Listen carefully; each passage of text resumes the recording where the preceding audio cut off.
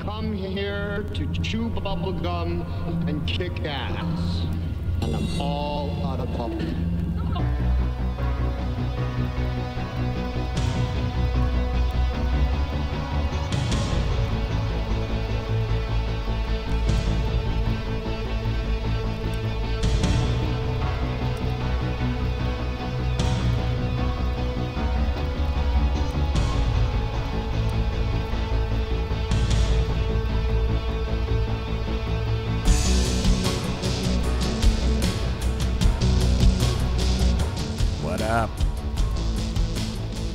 Ladies and gentlemen, boys and girls, children of all ages.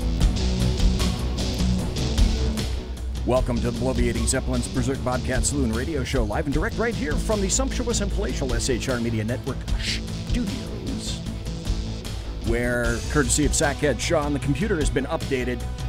And if you're on Twitter, I put a new photograph of the video card that's in that thing. It's a beast. B-E-Q-R-S-T. The 3 is silent. Beast. Not kidding. You got a belly up at the bar. We've kept your seat, and it's great to see you back.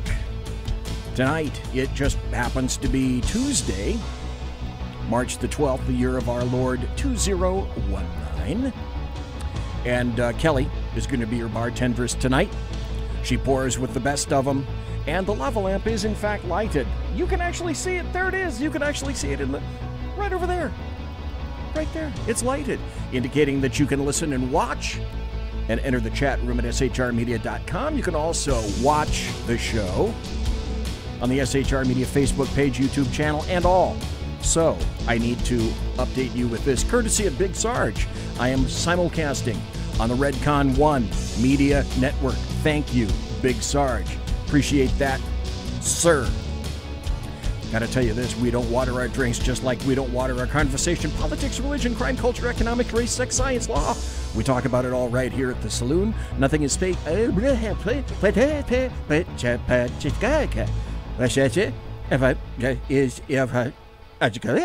Okay, got it. Tonight is a very, very special night for a couple of reasons. Sackhead Sean is sitting across from me right over there, playing on his phone. But I gotta give props where props are due, because it was Sackhead Sean who went into the Confuser and also updated, did the great updates, I should point out, for the SHR Confuser, which, like I say, if you went to Twitter and saw my newest tweet, accompanied there is a photograph of this beastly beast in red and blue. Isn't that odd how the SHR computer happens to be replete with red and blue colors in the box? And we upgraded that thing. How much RAM is in that thing now? 32 gigs. 32 gigs of RAM. And we have a G&E V3A GeForce RTX 2070 video card in that bad boy, for those of you who are keeping track. And I know that there are some of you who do keep track for that. Tonight in the first hour, as soon as I dial him up here, we're going to have Brandon Straka. In the second hour, we're going to have happy stories, good times, a lot of news that just came out. I'm gobsmacked. Gobsmacked, I tell you, that Nancy Pelosi has now said that she's not particularly interested in taking it to Donald Trump in terms of impeachment. Tlaib, however, is, and we can get into that as well. It appears that we're on the cusp of, we're on the cusp of maybe a Joe Biden presidency? Could that be possible? I'm not sure. Is this Brandon Straka? Yes. Great. It's great to hear you. This is BZ, live and direct from the SHR Media Studios. And Hi. Thank you for being here tonight. Thank you for being here. Folks, and I, number one, Brandon, I have a massive apology to make, and then a lot of questions. But first, this. Tonight, we have the distinct honor and the pleasure of speaking directly to the creator of the entire Walk Away movement, Brandon Straka, not for the first time either, for the third time. And the last time we spoke, Brandon Straka was preparing for his walk on D.C. just prior to the November midterms. But wait, stop, okay? I just discovered, sir, and I say a big ahem here, that all along I've been mispronouncing your name all this time, haven't I? And here's the deal, folks. You've been kind enough and nice enough to not correct me on the air. Proving once again what a sterling individual, I got to tell you, folks, from me to you and also from Brandon, Straka. Oh, no, it's Strock. Brandon Strock, isn't it? It is. It is. Okay. Hey, let's see, Brandon. It only took me, 5 months to get it right. That's a pretty good average, don't you think? Jesus Christ. No, but listen though, you didn't screw it up any more than anybody else does. I mean, you're in very good company. Well, thank you very much. But I still feel like a maroon. I feel like a lemming. I feel like a flagellate. Okay, so you shouldn't. Like I normally do, especially with people on the East Coast, it's very important to acknowledge. And I want to thank you, Brandon Struck, for staying up so late tonight to speak myself and all the listeners, because it's a little after 11 o'clock where you are right now on the East Coast where I am. There's that nasty 3-hour time difference. So thank you again kindly for that. And I really appreciate people who speak live on the show, especially from the East Coast. And I wasn't sure that you'd have time for the bulbous one tonight because you have been extremely busy recently. You actually came to Sacramento, here where I am, on February 23rd. That's kind of my neck of the left coast, to support one of our local guys, Travis Allen, who's running for chairman of the California Republican Party. I voted for him for governor this past November, of course. We got Gavin Newsom. So sorry. Yeah. How terrible. Yeah. Okay, a small aside, you have probably heard that Fornicalia Democrats now have what is considered to be a 3/4 mega majority in our state legislature. That means they can, they can raise taxes, suspend rules, and override vetoes without any Republican votes whatsoever. And, of course, the Democrats' 2016 passage of ballot harvesting as a tactic. Right. So that fits in, as far as I'm concerned, part and parcel of what your walk away has to do with everything. But first, literally, I need to officially welcome the ever ebullient Brandon Strock back to the Berserk Bobcat Saloon. And again, thank you ever so kindly for being here tonight, sir.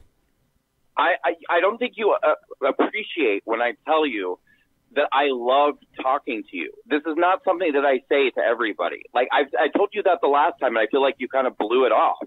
No, listen, I love talking to you. When you say, and I am particularly mindful of the fact that you are literally all over the place now, and yeah. I accept that gracious compliment in the fashion in which it's meant.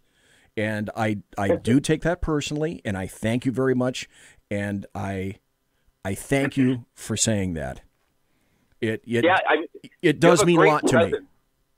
There's something about your show that I feel like is really it's got like a really great vibe and a great feel, and I really do enjoy talking to you. Okay, well, let's start at the start because it ain't all about me. Let's start with the perfect question to begin. Where can you, Brandon Strock, be found on the interwebs and on social media? Let's plug some of the places that you and the movement can be found. Okay. If people want to check out Walkaway Campaign, they should go to walkawaycampaign.com.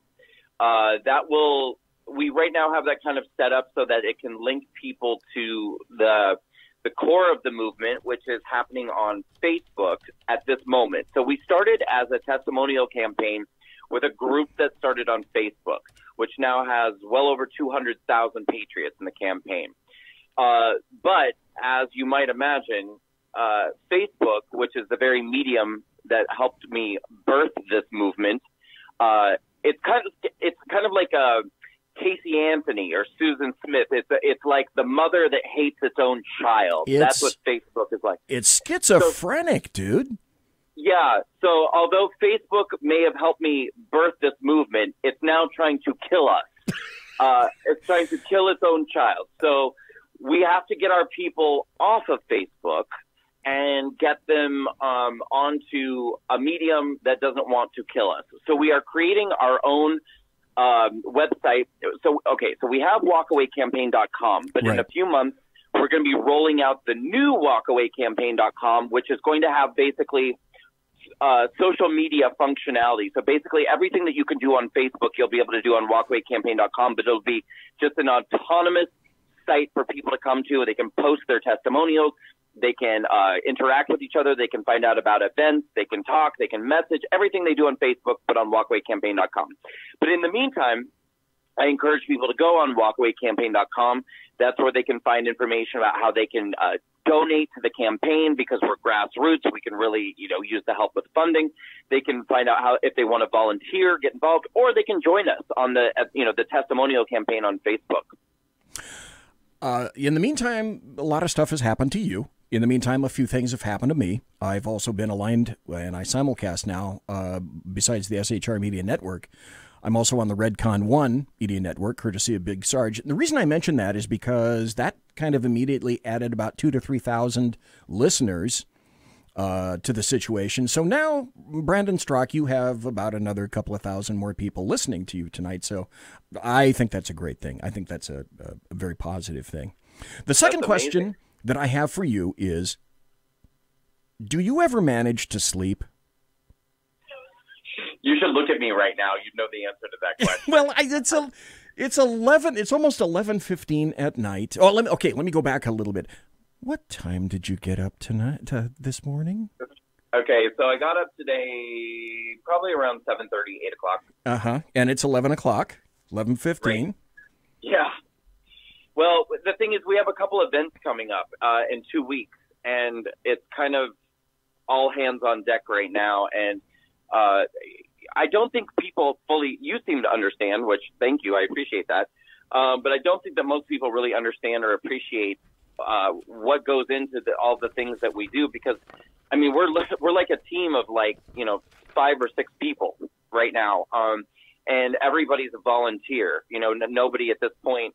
Well, we did manage to just take on our first salaried employee, which is my executive director, Libby Albert. She's amazing. Nice. Yeah. But other than that, these are people who are working full-time jobs, and then they're working on Walkaway, 40, 50 plus hours a week as well. But so these events that we have coming up, I'm seeking out all the people who are going to be speakers and seeking out the venues and dealing with the contracts and dealing with putting all the events together and the security and all the things that, need to be done. In addition to the fact that we're becoming a 501c3 organization, et cetera, so we have to deal with lawyers. Yeah, there's just a lot to be done. But I love it. I mean, I'm not complaining. Yes, I'm tired all the time, and yes, I've aged 70 years in the last 9 months, but I love it, and it's fine. I'm happy to do it, and I hope the president appreciates it, and I hope that America appreciates it. Well, in terms of the movement itself, anyway, and in terms of also that Democrat mega majority thingy that's in California, the California legislature, like I say, at its base, the walkaway movement that you against this sort of thing. So taking it to the logical extension, if I'm getting things correctly, walkaway pushes back against Democrat power in perpetuity, because that's what they want, let's be honest, because they don't want that to be, they don't want their lives to be tainted and touched by such like gauche and antique, ancient and outdated concepts like facts, history, logic, rationality, proportion, common sense, tradition, intent, or context. All those things are needless, and they get in the way of a good fucked up Democrat decision, I think. Right. I mean, I could be wrong. I could be horribly wrong on that. You're right. So, and I also, I think this is, again, way cool, and I need to give kudos where kudos are due. I want to whip out some kudos because I watched your entire March 3rd 1 hour appearance with Mark Levin on Fox's Life, Liberty, and Levin. And so to that I say, congratulations, Major El Extremo. Congratulations, oh, that's Italian for congratulations. Good sir. Okay. That was a hefty score in my book. So can you give us a little bit about kind of what was that experience like? Because you do sound bites. You've proffered interviews on all sorts of networks before, but dude, you sat down for an hour with Mark Levin. Kind of what was that like? Oh my God, it was amazing. It was absolutely amazing because, I've been very fortunate at this point. I've gotten to have a lot of exposure on Fox News and get a lot of word out about the campaign. But, when you go on Fox News, it's luxurious if you have 7 minutes. Yes. When I did Tucker Carlson, I had 2.5 minutes. That was my segment, 2.5 minutes to tell the entire story of why I walked away from the Democratic Party, why I created the Walkway Campaign, what the Walkway Campaign was, and by God, I did it. For anybody listening, go Google Brandon Straka on Tucker Carlson. I mean, it was literally, I like the greatest. It was my greatest moment in life. His producers, by the way, Tucker Carlson's producers are like the Gestapo, man. Have you ever noticed? It's like, pump it out, move it, pump it out, move it, pump it out, move it. Holy man. Yeah. Well, I've gotten to be friends with actually one of his producers since I did the show. And I wouldn't say he's the Gestapo, but I would say he makes me very angry because he hasn't had me back on the show. And he pretends like he's really sympathetic when I reach out to him, but yet he never has me back. So that's another story. Anyway, so Mark Levin, it was absolutely incredible to sit down and have, basically 40, 45 minutes of airtime. Yep. Just relax. I mean, did you notice how relaxed I was? Did you notice I was breathing? Yes, and that's the luxury. Blinking. That's. Let me back up a little bit. Yes, I did notice that. Number one. Number two, that's why I really enjoy the time that you allow me to speak to you, because like you say, 5 minutes to get this stuff taken care of, 10, 15 minutes. I would just as soon give you the entire 2 hours. I know you can't. I know you can't. But the time that you do take with me to extensively talk about what is important, I absolutely appreciate the time that you have. And yes, you're right. It gives you a time to go fully into various situations and scenarios that you wouldn't otherwise acquire, which is why I really enjoyed your interview on Mark Levin.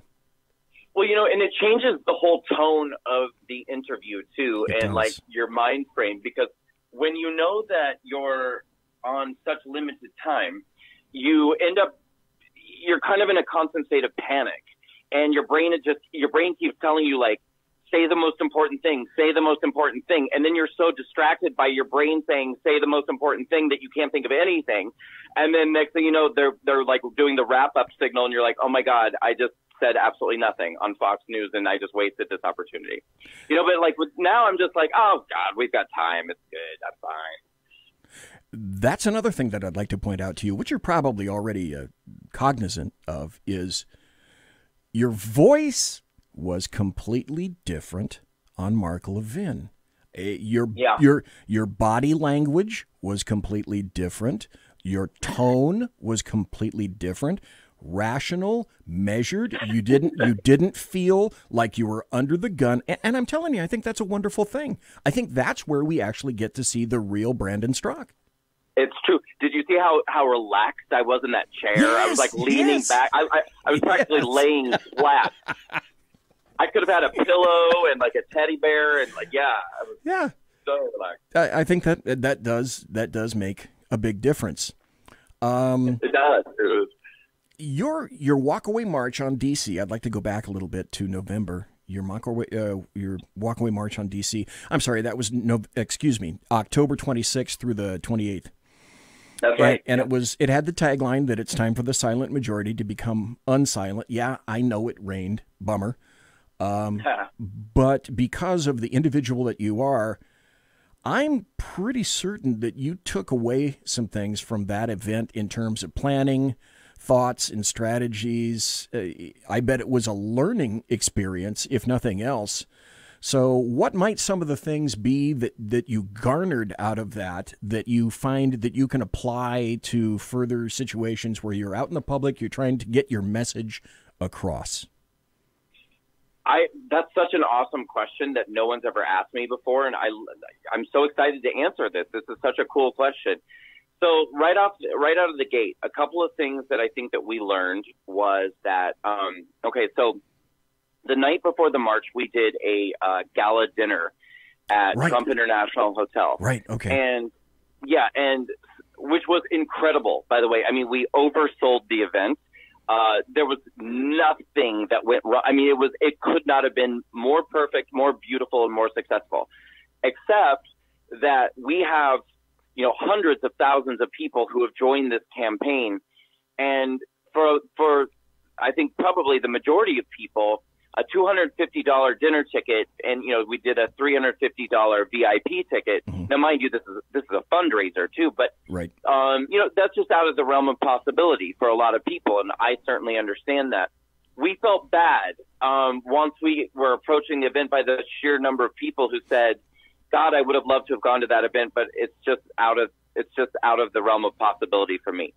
So we thought to ourselves, the next time we do an event like this, we'll continue to do galas because, it's nice. It's nice to get all dressed up fancy and you have an expensive dinner. We'll continue to do that occasionally. But what we need to do sometimes, too, is do a $25 barbecue for anybody and everybody to show up. Yeah. And so in the future, we're definitely going to include events that are not cost prohibitive to anybody. So that's definitely a lesson that we learned and something that we want to change.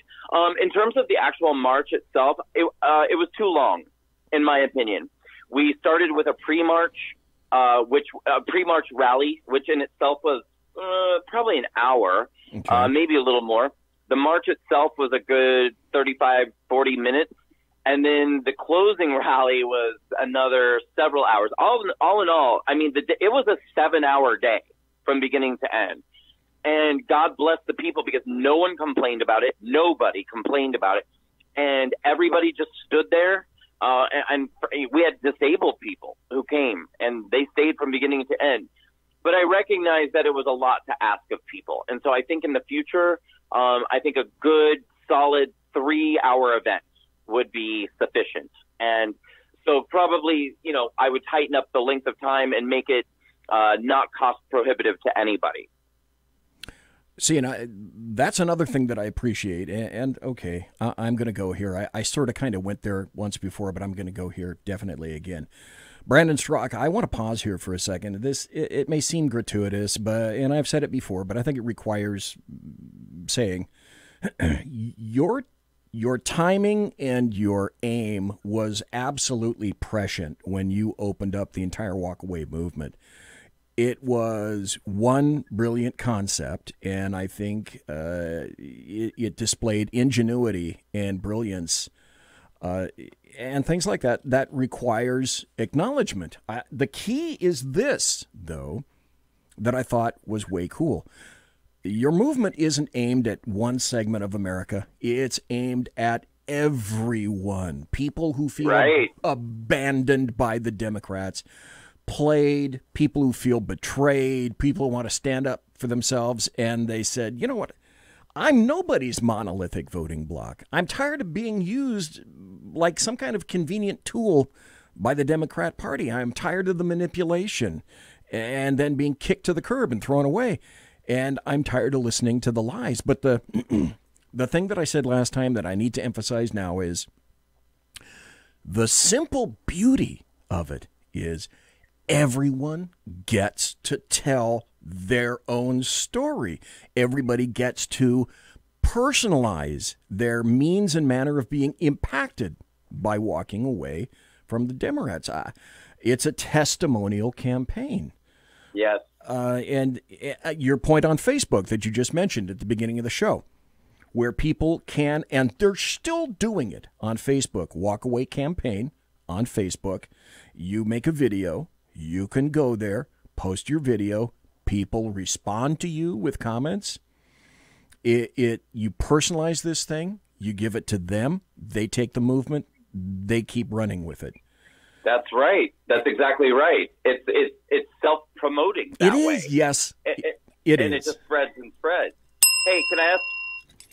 Yep. What was that? That was the bell that I have in the studio when somebody says something that is quite intuitive. Well, they get the bell. Oh, okay. I like that. I wish my team had that because I feel like I say really smart things all the time, and my team doesn't. They never acknowledge. Yeah, it. then wouldn't you like to have the bell? Then you go ding. See what I said? See what I did there?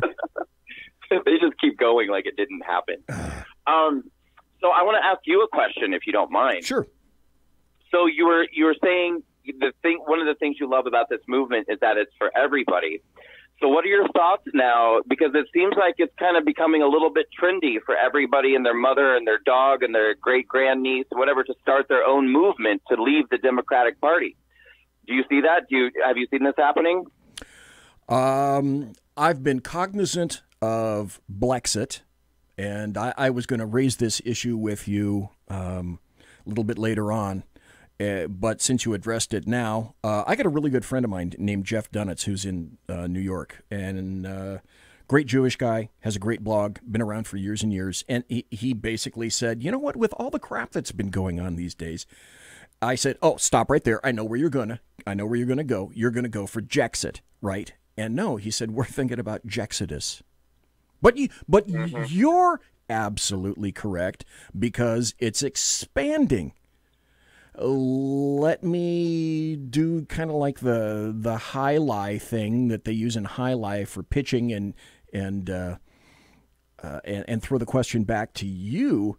My guess would be that because it is expanding, my guess is you don't mind that at all, because that's the point of Walk Away, is make sure that it's effective on every level possible. Yeah, you started it. Mucho acknowledgmento to you, but it continues to roll. I don't know. Do you think that's how I should feel? Number one, I would be extremely proud for all the work that you have done, for the insight that you had, because it impacted you in such a personal way. My guess would be you wanted to allow other people to see that, feel that, have the light bulb illuminate above their very own brain housing group, and take that and run. But that doesn't leave you in a vacuum. And I'm gonna get there. Brandon Strock, you know me. I do in fact have 17 pages of questions for you, because you always over prepare just in case. But one of the points is you're not what you're doing, and one of the points for me talking to you tonight is to emphasize to everybody, this doesn't all happen in a vacuum, and you haven't just stopped. And there are a lot more things coming, and you have a lot more things percolating around in your brain. And yes, these people can take these things out and do some other things with them. Okay. But I submit to you that the Walk Away campaign is still yours, and it's not done. It's not like moribund or stale. My submission is that you're just starting. Yes. Well, and listen, no matter what happens with all this other stuff that's going on, at the end of the day, there ain't nothing like the real thing, baby. You know, so that's it's like, yes. We're going to outlast everybody, and I think that our driving force is that this is a movement that is purely organic. It is, to this day, 9 months in, we've never spent a single dime on promotion or social, promotional ads or so. Like, every single thing that's happened has been purely organic. I don't have a PR firm backing me up. When I do interviews on cable television, it's because they approached me because the movement's a success. Look, I bristle a little bit about movements that are conceived in a boardroom. I bristle a little bit about people saying, hey, there's something hot here that's trending. let's hire a model to be a spokesperson, and let's put a bunch of money behind it, and let's hire a PR firm. I don't like that. And I don't think it's true to the nature of what this movement is about, which is an organic desire by real people and real Americans to leave the Democratic Party. And so I've got concerns about being lumped in with other movements that are not organic. And this is an organic movement. Okay. And, I hope people always remember that. Let me throw something out to you. I'm going to address this a little bit later. Folks, by the way, it's the bottom of the hour. It's 8:31 on the left coast, and it's 11:31 on the east coast. We're talking to Brandon Strzok, live and direct right here on the shrmedia.com. This is the point where I would customarily do 5 minutes of promos, but it's my show, so we're not going to be doing that. We're going to be continuing to talk with Brandon Strzok. But here's the deal. I have a phrase, and so do a lot of other people, that was recently applied to a certain situation with an individual whose initials are JS. But the phrase is smell test. I think people are inherently intuitive, and they know when something does not pass the smell test. Yours was the original campaign of this nature. I would attempt to assuage you at this point. Fear not. Because of the smell test. Because of the fact that I think people intuit that you are the real deal. Capital TRD. You're the real thing. Okay? And I think people automatically understand that, which is why you'll discover, I believe, in time, some of these other things in which you may or may not have some concern will fall to the wayside, because yours is the initial, the first deal, and your campaign is a block of snow that turns into a ball rolling down a hill, and it just gets bigger and bigger. And though you may suspect that there are people attempting to act like Sisyphus pushing you back up the mountain, that's not going to occur, because the momentum that you have is with you. So I would attempt to indicate to you, I wouldn't worry too much about that, though it may be happening. People, when they see something that's a good idea, will attempt to co-opt it for their own whatever, fill in the reason du jour of that. Yeah. But I don't think you inherently have much to fear about that, because let's go back to the origins of Walk Away. Yeah. You were a little bit like me back in November of 2016, I think. Trump wasn't your guy. He wasn't my guy. You were Hillary. I was Cruz. And that's kind of where the origin stuff comes from. Yet, here we are tonight. This young, spry, gay dude with lots of hair on the air with the polar opposite, an ancient, obese, bearded, bald, doddering relic like me. And we're sharing commonalities and similar goals because we don't want to see our country or our freedoms or our liberties blown up by a cadre of insane people who, I believe, have no concept of reality and somehow magically think that they can do socialism better than the last dictator. That's what I think is the brilliance of what you started. Yeah, it's well, thank you. And it's really weird how they're like, I feel like it's becoming more and more and more apparent what their nature is and what their true colors are, but there's still those on the left that are not seeing it. And it's, I reached out to a Jewish friend of mine it's funny that I even said that, because my relationship with this guy, his name is Ken. Okay. And our relationship began a few months back on Twitter because he literally found me and just was, he's a diehard progressive. And he hated my guts. So he came on my Twitter account just to troll me constantly, and call me a grifter and accuse me of being, whatever, a fraud, a bad guy, a grifter, this and that, whatever. Right. And there was just something inherently that just kept me coming back to this guy. So eventually we took it into private message, and after like weeks and weeks, we ended up like really starting to like each other, even though we don't really like each other.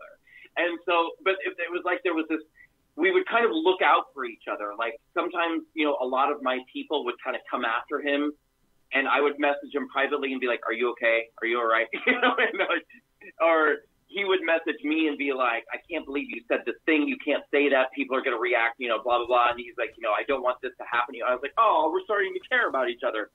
So anyway, so I reached out to him recently, and I was like, "Listen, can I swear on your show?" Yeah, the FCC doesn't care. Okay.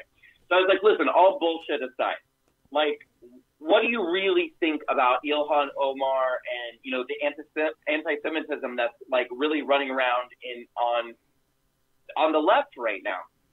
And he's one of those that really is having to like bend over backwards to justify their behavior because he can't accept yet that it's time to let go. He just can't accept it. And so he couldn't even bring himself to answer himself. He copied and pasted something that someone else said, and he said, "Look, I think this sums it up better than I could ever say." And he copied and pasted something that some rabbi wrote, where the rabbi was like, you know, "Dear Ms. Omar, the things you've said have really hurt me deeply, but I would like to see this as a learning opportunity that we could sit down and come to an understanding with each other." And then this person said, "Because we really should be joining forces to fight white supremacy," whatever. And I was like, I wrote back to him and I was like, "Are you out of your effing mind?" I was like, so, you know, Ilhan Omar is blatantly anti-Semitic. She like literally supports destroying the Jewish state. But this person wants to sit down and have a teachable moment with Ilhan Omar to fight people on the right who they think are white supremacists. It's just like, are you out of your mind? Are you not seeing what's really happening? And he was just like, "I don't understand where you're coming from with this, Brandon." You know what? I'm just like, oh my God. But yeah, I mean, it's becoming increasingly difficult to understand how these people are able to justify the behavior that is happening on the left. Okay, let me throw this out for your consumption. You know better than me about this. Okay, so you had a troll, and one of two things has to be true with that individual.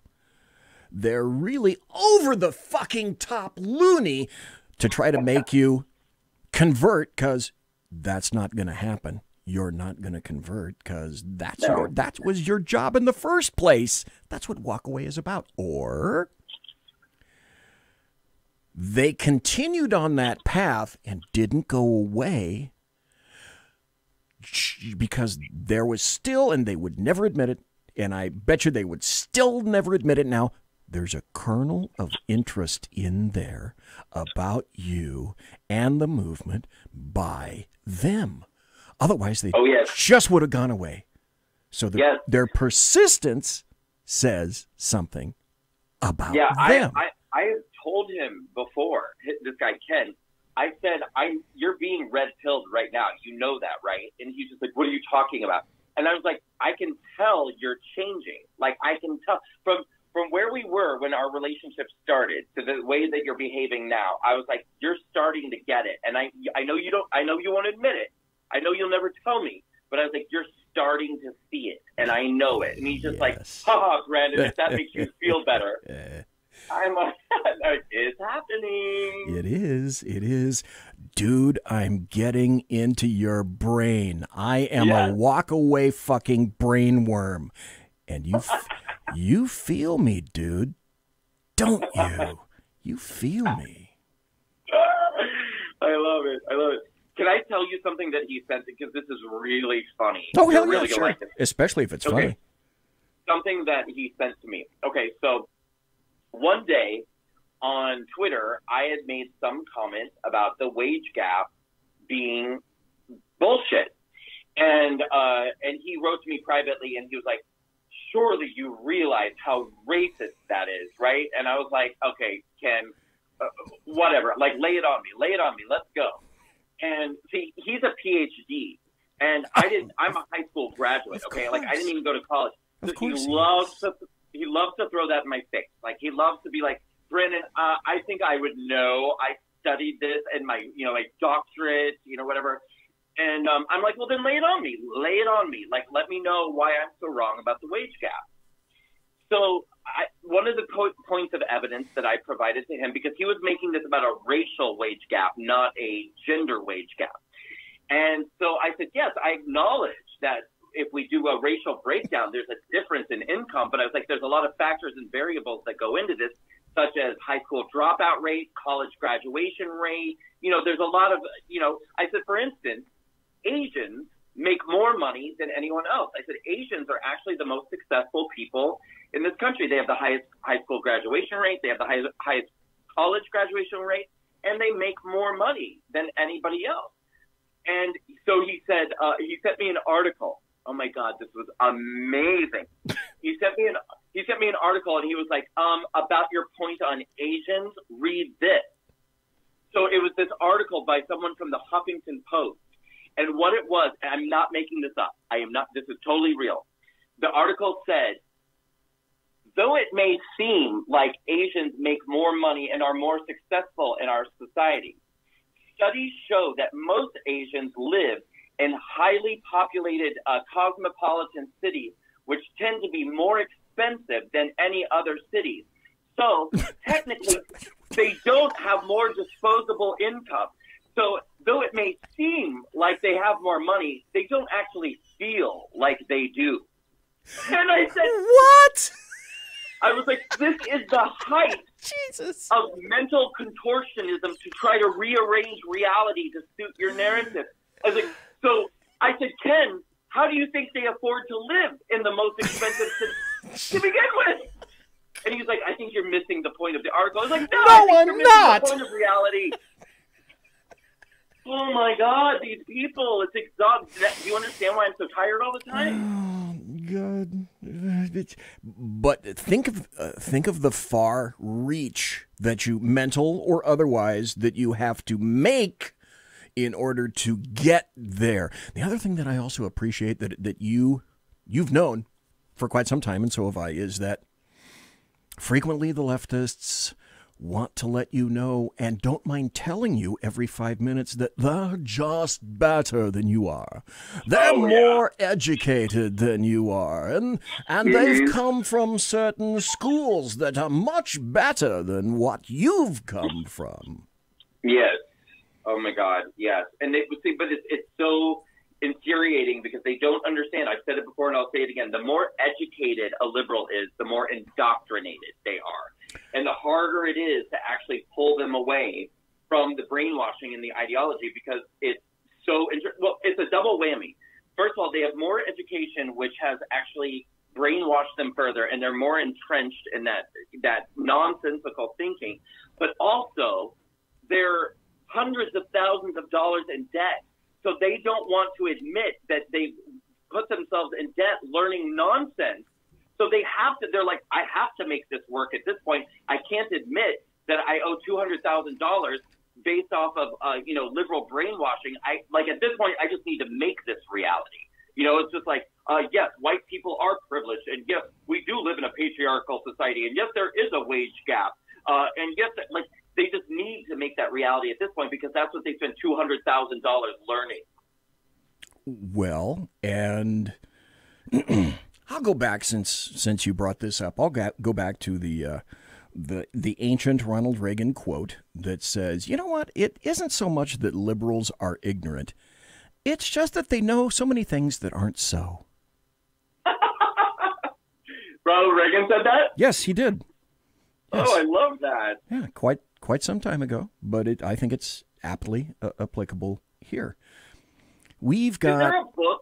Is there like a book of Ronald Reagan quotes? I bet you there is somewhere. I want to buy that book because every time someone says, there's an old Ronald Reagan quote, I've never not loved a great Ronald Reagan quote. Somebody needs to come up with a Ronald Reagan quote book. There's a ton of stuff God, I've only got 15 minutes left, and there's so many things I want to talk to you about. Yeah, there is, and there's a ton of quotes on YouTube that actually, they age very well. They're still hilarious as hell. If I could change here just for a second. You've seen something in President Trump that resonates within you, and just by saying President Trump or embracing President Trump, that requires your complete and utter destruction. So let me guess, even after this amount of time, you still get, and you've said, ad hominem attacks. My guess would be you get hate responses on all forms of social media and in person. And yet one thing that I want to point out to folks is that you haven't pulled a Jussie Smollett. See, now this is what we've done with it. Now, Jussie Smollett is now such a laughingstock that he's a verb. He became a verb. So since I brought this up, do you have any thoughts, just in passing, on the Jussie Smollett case? Oh, yeah. I mean, but listen, this should have been your first question. We could have spent the whole hour talking about this. That's true. Yeah. So, well, I think it's brilliant. I think it's wonderful. I mean, I honestly believe that it was divinely inspired and that it was conjured up by God himself. I mean, it's like it couldn't be more perfect to do kind of our job for us, because here you've got a gay black man who, despite the narrative that he's trying so desperately to push, that America is so racist and so homophobic that gay black people, can't even safely go to Subway, that despite that, America made him a rich, successful, famous television and music star. Yes. Somehow America did that. And then he used the fame and the wealth that America gave him, because, America didn't seem to care that he was gay and black. They just said, we like you. Here's money, here's wealth, here's fame. And then he used that to try to conjure up a fake story. He went out and hired two black men to pretend like they were white guys. And no one ever seems to focus on this. And I would why didn't he hire white guys? Get out of my head. Get out of my head. Brandon Strzok, there's only room in my head for one person, not two. Okay? Because that's the other thing. This dude doesn't have enough friends that he can find two competent white friends, or incompetent white friends, to rough him up. Are you kidding me? No, but let's be honest here. Honestly, let's be real here.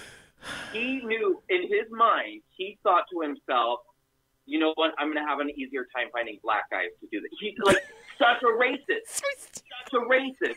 He knew that he was just I don't think white guys are going to do that, but I bet I can find a couple of black guys to do it. That's what he thought.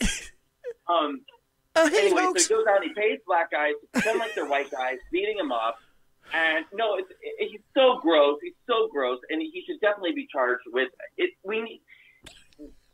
Hate crimes based off of political bias should be a crime. If that's not a crime, then it should be a crime. I mean, literally every day, if you're wearing a MAGA hat, if you're wearing a Trump hat or a Trump shirt, it's like open season for people to come and spit on you, throw acid in your face, rip your hat off, punch you in the head, slam you on the ground. And it doesn't even matter if you're a woman. It doesn't matter if you're old. They don't they are so triggered by anything that, is a symbol of Trump or MAGA or conservatism that they feel that they have carte blanche to come and physically assault you. Meanwhile, the left has to actually go out and pay black people, then like they're white people, to beat themselves up. But we're the ones who are constantly getting accused of being the bad guy. But I think that God sent Jussie. There's two reasons I think God sent Jussie Smollett. First of all, because it so blatantly points out the hypocrisy of what is really going on. Yes. But number two, I believe that God sent Jussie Smollett to lift up Brandon Strzok and the Walkaway campaign. Because I have to tell you, the moment that Jussie Smollett did that, it was as if you can imagine his career being a baton. It's like he passed his career on to me with a baton. My phone started ringing off the hook. I had every show on Fox News saying, we need you to come on and talk about Jussie Smollett. We need you to come on and talk about Jussie Smollett. My profile raised 50% thanks to Jussie Smollett. So thank you, Jussie Smollett. There's some folks in my chat that I'm looking at. One of them said, Mary Brockman said, nobody heard of him before this hoax. Well, that's true in part. And another guy, the Alaskan, said, hey, at least he hired 2 black guys that needed a job. But here's what we really found out. We discovered that there is, and it's now been immured for sure, that there is a hierarchy of victims exposed now, like Animal Farm, like George Orwell's Animal Farm. All victims are equal.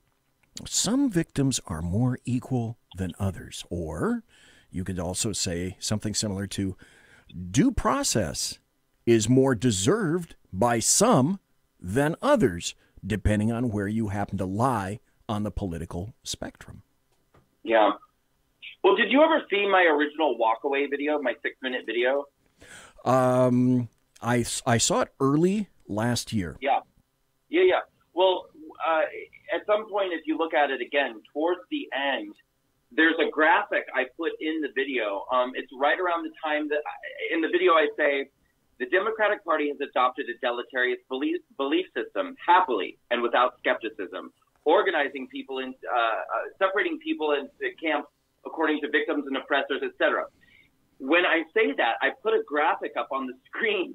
And this is a real thing that I pulled from the internet from like some sort of, one of those like liberal leftist sort of woke, like one of those very woke websites. Okay. And it's labeled the privilege hierarchy. And there's literally like 18 or 19 things on the list. And at the top of the hierarchy are straight white men. And by the time you get down to the bottom, it's literally like trans black lesbians in wheelchairs with type 2 diabetes, who are missing limbs. I think they left out crazed Albanian dwarves. That's on there. Was it? Okay, it probably was. Yeah. I just missed it. Yeah, that was like number 16. Okay. No, but you should check out the privilege hierarchy list. It's good. It's a pretty good yuck. It's good for a yuck. Brandon Strock, you can't write this stuff. You can't write this stuff. It just comes off the top of the heads of leftists. Let me stop here for a moment because we only got about 8 minutes left. So I'm going to try to cram a couple more questions in here if I can. You bet. You were personally recognized by President Trump on October 27th in this fashion. Trump tweeted, #walkaway from the Democrat Party movement marches today in D.C., and he wrote, congratulations to Brandon Strock for starting something very special. And I submit that was cool beyond cool. It really was. It actually is I had it made into a custom phone case. So Trump's tweet is on the back of my iPhone at all times now. And that makes for some interesting conversation when I go to like restaurants and stuff and set my phone on the table. And because I forget, that's my phone case. Then people glance down, they'll be like, you have a Trump tweet on your phone? And I'm like, bitch, I don't have just any Trump tweet on my phone. I have my Trump tweet on my phone. Yeah, just a slight difference. Yeah. Folks, you need to go to Brandon Strock's social media. You need to go to the Walkaway, #Walkaway campaign on Facebook. You recently, and I watched the video, you recently had some rather touching letters on a video that you created from a couple of people named Larry and Rosa. One of them was like 92 years old during a particularly stressful week, I think you had. Yeah. But those letters I sensed were very meaningful and very moving to you. Oh, yeah. Yeah, I cried. I cried when I read this letter from Rosa. Yes, there are times where I feel so overstressed and over, not just because it's hard, but sometimes it's like, are we getting there? Are we getting there? Is this working? Is this, and I know that it is, but it's like sometimes you get so immersed in the problem that you forget that this is a solution and that it's really touching people's lives and it's changing the world. And I got this letter from this woman named Rosa. I'm actually looking at it right now. If I could just read to you the last couple sentences. Sure, please. Yes. So she's 92 years old, and throughout the letter she goes on to explain that the Democratic Party, which she belonged to her entire life because of her parents. Her parents were staunch Democrats who got her involved in the political process as a young person, and her entire adult life she never missed an election voting. But she said, she ended the letter by saying, "As soon as I am able to, I will be changing parties and will register as a Republican. Sorry, Daddy, but I know that you would be very proud of me." 92 years old. Yeah. And at 92 years old, she no longer recognizes the party that she belonged to her entire life, and she's walking away. That's an amazing, informative, uplifting thing. Let's see, 5 more minutes. Let me point this out. I think you were going to do it, but I may have derailed you in some fashion. Brandon Strock, you're going to be appearing at the Republicans Club 144th Anniversary Lincoln Dinner in Queens, New York on March 24th. Can you tell us something about that? Yeah, well, I'm being honored with their Patriot of the Year award, which is amazing. And it's a pretty cool deal because the Queens Village Republican Club is actually the nation's oldest Republican club. And you might have it there in front of you. I don't remember exactly, but I believe it's like their 144th. 144th. Yep, that's exactly what it is. 144th Lincoln Dinner, which is amazing. So this year I'm receiving their Patriot of the Year award, which is really, really an honor. I'm very excited about it. And with the last couple of minutes we have left, I wouldn't mind telling you about the 2 events we have coming up next in 2 weeks. Okay, and I'm going to end with one very specific question. Sure. Let's see. Thursday, March 28th. Is this the one that you were going to mention? You are going to have your very first LGBT town hall with yourself and panel of speakers. So maybe can you tell us a little bit about that, please? Yes. Well, and there's 2. So we're doing 2 events back to back. One is on March 27th, and the other is on March 28th.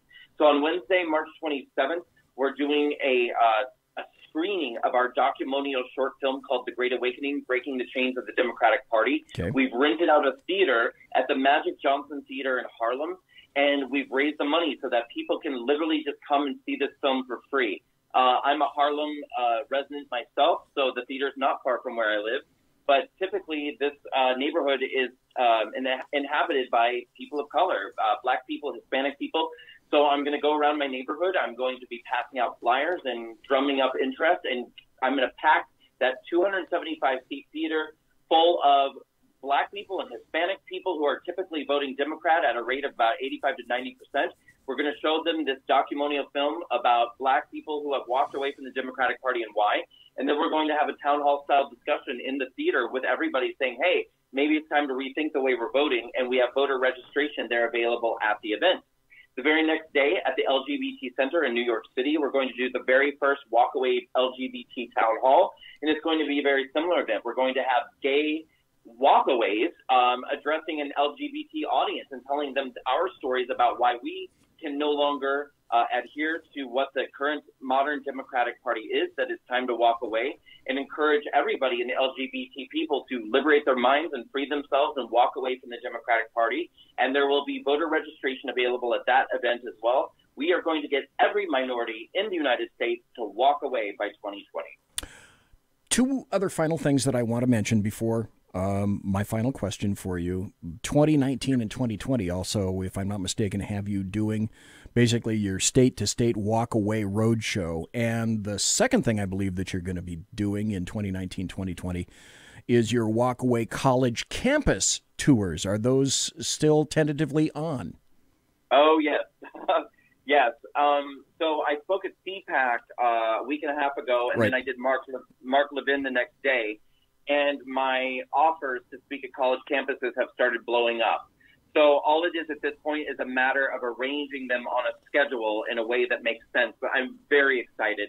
I've gotten offers from Oklahoma, Ohio, Berkeley, which I'm very excited about going to Berkeley. Yeah, we'll see how that goes. Yeah.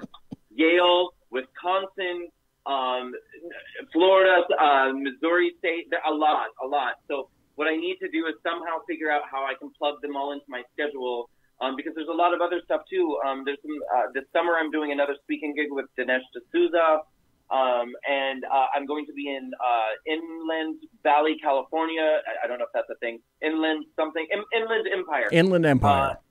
At the end of next month, speaking in California. We're also going to do an LGBT town hall and a screening of our film in Los Angeles. There's so much stuff coming up. And we're going to have our events tab on our website updated very soon with all of this information so people know exactly what's going on with us. Okay, one final question. And I hesitate.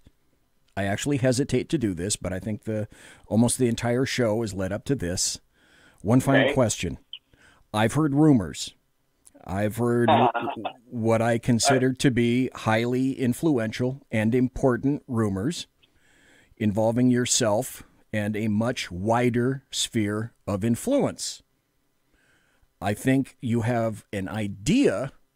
Can I ask you that question? If you say, I know exactly what you're going to ask. If you say no, I cannot ask you that question, then I will honor and respect your answer.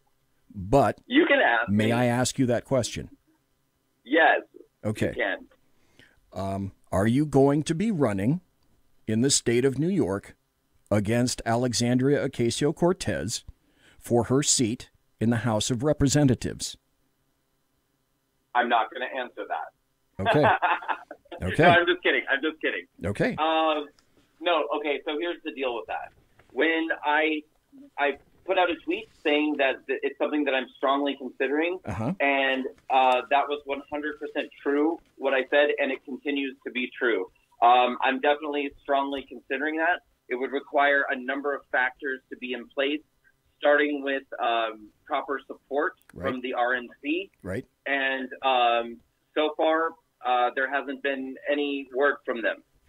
It's something that I'm 100% unwilling to do if I don't feel that I am going to receive the same level of support that she received from a huge team of handlers.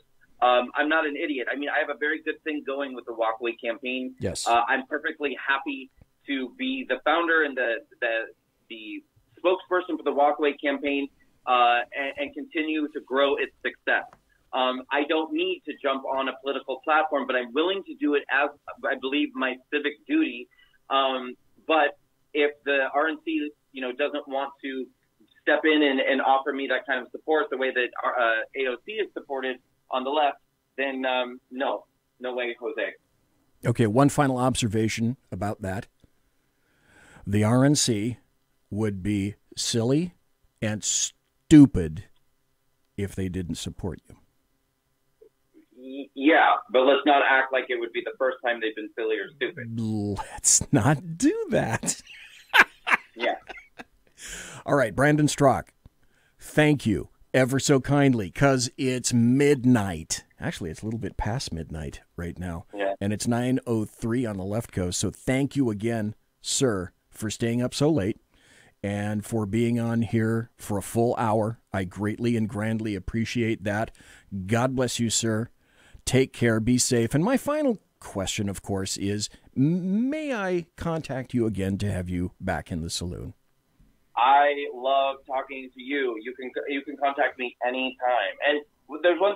I would like your listeners to please follow me on Twitter at US Minority. Yes. At US Minority. And yes, I'm always happy to come back. I love talking to you. Thank you ever so kindly. I really appreciate your time. And I love having the freedom and the time to be able to get to you in depth with questions. And like I say, I have 17 pages of questions. I got to page 6. Well, do you want me to leave you with a cliffhanger and then we can pick up on it the next time we talk? Yes, that would be perfect. Go. You bet. Donald Trump Jr. called me today on the phone. Very nice. Very nice. Okay. We'll talk about it next time. We'll start about that next time. Thank you, Okay. Brandon Strock, for your time. You have a great night, sir, and get some sleep. All right. Sounds good. All right. Have a great night. Take care, sir. Bye-bye. Bye-bye. You too. Bye-bye. That's what you call an interview. That was Brandon Strock. His last name is spelled Straka. And you're listening to the Bloviating Zeppelin. It is me, one each, issued originally from the Zepworks numerous years ago. This is the SHR Media Network studio. You're listening to me on the SHR Media Network. You're listening to me on the Redcon 1 Media Network, courtesy of Big Sarge. We will be right back after this. Conservative media done right. You're listening to the SHR Media Network. Hey, this is Michael Wright. And I'm Shannon Wright. Join us for The Right Way with Shannon and Mike, Monday through Thursday from 7 to 9 a.m. right here on SHR Media. Why are they joining us? For fun things like sports, politics. Oh, maybe some news and entertainment? And all kinds of other things. Money and recipes and events, all kinds of stuff. Yeah, so join us Monday through Thursday, 7 to 9 a.m. here on shrmedia.com.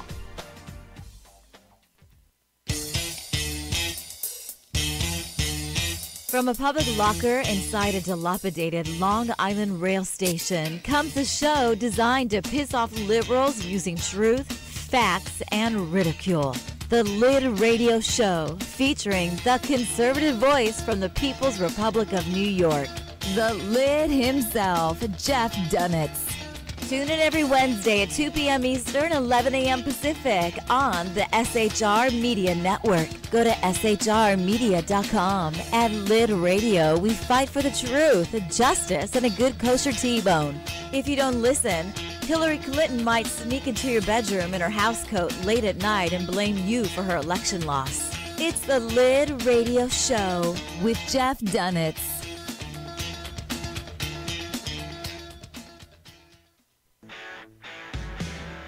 Hey girls, Carry Girl Gear is here. More and more women every day are concealed carrying, participating in competitive shooting, and getting firearms training. It's not a boys' club anymore, and we don't have to shop in their stores anymore either. Finally, a cool and unique clothing line just for women. Dope tees and hats for the patriotic concealed carry and 2A girl. So what are you waiting for? Go check out carrygirlgear.com today. It's your business diva here, Melanie Collette. I am inviting you to a front row seat as I discuss some of the most intriguing details of wealth and finance with today's movers and shakers in the world of business. Listen in and discover financial truths on a global, domestic, and household scale. Uncover topics that will impact your wallet today and in the future. Money Talk with Melanie airs Monday through Friday, 5 p.m. East, 2 p.m. West, right here on SHR Media and High Plains Pundit Talk Radio. You can't afford to miss it.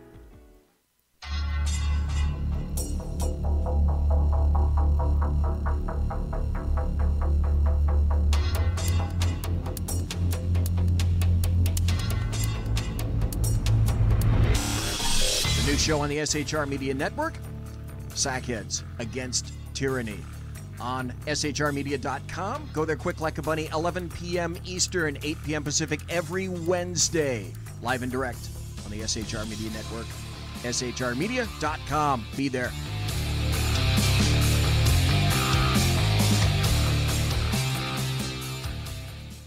For 50 years, I've seen the American people blinded by corrupt politicians, a lapdog media, and deceptive Islam. The one thing the elites fear is one man with a cane. I'm Dave Milner. Join me through Spreaker, iTunes, and SoundCloud, through SHR Media and the Western Free Radio Network, for half a century of experienced perspective on political and social issues, weekly on The Unpleasant Blind Guy. And catch me on Jeff Mitchell's EDL Radio on blogtalkradio.com.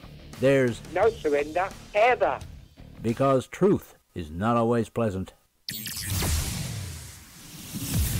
Broadcasting behind enemy lines in occupied California, a mere 2 miles from the state capital, the bloviating Zeppelin's Berserk Bobcat Saloon radio show can be heard every Tuesday and Thursday night at 8 p.m. Pacific and 11 p.m. Eastern, only on the SHR Media Network. Go to shrmedia.com to listen. You can also watch on the SHR Media Facebook page and the SHR Media YouTube channel. No goldfish were abused in the making of this ad. Conservative media done right. You're listening to the SHR Media Network. Ladies and gentlemen, boys and girls, children of all ages, welcome back to the Bloviating Zeppelins Berserk Bobcat Saloon radio show, where I am ensconced within the sumptuous and palatial SHR Media Studios, broadcasting behind enemy lines in occupied California, 2 miles east of the Bill Mill, the locus of evil on the entire left coast, the Capitol building at 10th and L, where common sense dies every night. And at the conclusion of this show, in less than an hour, about 50 minutes from now, I'll be exiting through that door and I'll be able to inhale the noxious, terribly odoriferous scent of sulfur and brimstone emanating from that evil building, from whence, like I say, all common sense stops in that building. Thanks again. Thanks to you for watching and listening. If you can, go to shrmedia.com, like us there. Go to the SHR Media Facebook page, friend us there. Go to the SHR Media YouTube channel, follow us there, like us there. Go to SHR Media Group on Twitter and click on, yeah, I love the hell out of you guys, because we love the hell out of you. And also, very important, make sure that you go to Redcon1 Media, the Redcon1 Media Facebook page. Friend that. Watch the shows that are there as well. There are tons of shows on SHR. My kind kudos to Big Sarge for simulcasting me on Red 1 Media. Incredible props to the first hour. For the first hour, Brandon Strock, formerly known as Straka, according to BZ, when after only the 3rd interview, BZ finally understands that, oh gosh, wait a minute, what happened to my thing here? Go back. Get back to the control desk. There we go. Now I've got the correct video on. Thanks again to Brandon Strock for taking an entire hour. Like I said, it only took me the 3rd interview before I actually began to pronounce his name correctly. Can I let you in on a secret? Can I tell you how incredibly embarrassing it was essentially to discover that just prior to this interview, I had been mispronouncing Brandon Strock's name all this time, and never once did he say, by the way, that's not how you pronounce my name. Thank you, Brandon, for not doing that. I greatly appreciate it. I greatly appreciate it. Let's listen to the Ron Edwards Sponsored Notebook. By David E. Garrett Jewelers. As a little boy growing up in Cleveland, I wasn't allowed to watch a lot of television. But once in a while, my dad and I would view the Three Stooges, Larry, Curly, and Moe, for laughs. Hello, I'm Ron Edwards. On today's page from the Edwards Notebook, today there's a new Three Stooges in Congress. Rashida Tlaib, who fights for Palestinian causes. Right. Imam Omar of Minnesota, who doesn't support our values or good principles that made America the envy of the world. And there's Alexandria Ocasio-Cortez, the big-time in her own mind socialist, who lets everyone know she's the boss. Unlike the original Three Stooges, the new congressional ones are a clear and present danger to our society, along with many others in Congress who are in government to accelerate America's decline and to bolster our enemies. The new Three Stooges support the destruction of our economy and Israel, along with forcing us to live without our unalienable rights and the denial of God-given right to life for newborn babies. And of course, trample President Trump. I think it's high time to disband government schools and restore authentic education. I'm Ron Edwards. Let's meet every Friday at 4 p.m. Eastern, 1 p.m. Pacific on AmericaMatters.us, SHR Media, and at 12 a.m. Sunday on Talk America Radio Network. Ron Edwards, the new voice of America. Sponsored by I believe David E. that this Garrett nation should Jewelers. commit itself to achieving the goal before this decade is out of landing a man on the moon and returning him safely to the Earth. It's time for news. My fellow Americans. And by the way, after this, you might be hearing some happy stories. We begin bombing in 5 minutes. Guidance is internal. 12, 11, 10, 9. Stand by. Ignition sequence start. 6, 5, 4, 3, 2, 1. I will build a great, great wall. Stand by for news. Isn't it odd that recently, if it wasn't today, it was yesterday, that Nancy Pelosi, Speaker of the House of Representatives, said that, well, we should begin to not focus quite so much on the impeachment of Donald Trump. Now, being the good and wise thinker that you are, one of the reasons that you listen to my show is that I have some of the greatest listeners and watchers in the history of history. You know a lot of things inherently that a lot of other people don't. So I have to ask you this question. If Nancy Pelosi came out today and she's the alleged leader of the Democrats, certainly in the House, which has the majority, why would it, do you suspect, that Nancy Pelosi is trying to swerve the bulk of the Democrat Party from going for impeachment against Donald John Trump? So ruminate on that just a bit, if you will. Cogitate, and then I'm sure you're going to issue forth something similar to what she does is realize that the Mueller report is going to come out in the not too terribly distant future. People are saying it may be out this week. People are saying, okay, maybe this week, maybe next week.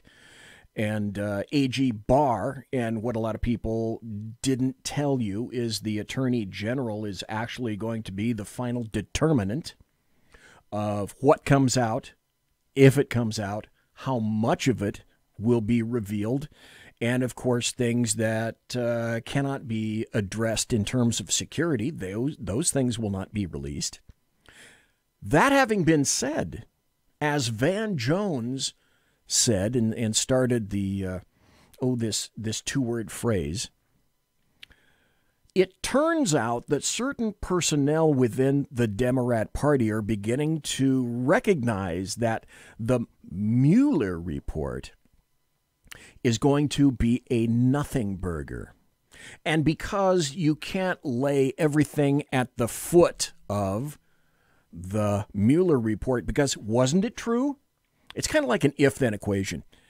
If the Democrats were placing all the weight they possibly could on Mueller and the report, then aren't they expecting that that will be the final straw that manages to break the back of Donald John Trump, President Donald John Trump, the guy with the dead orange cat on his head?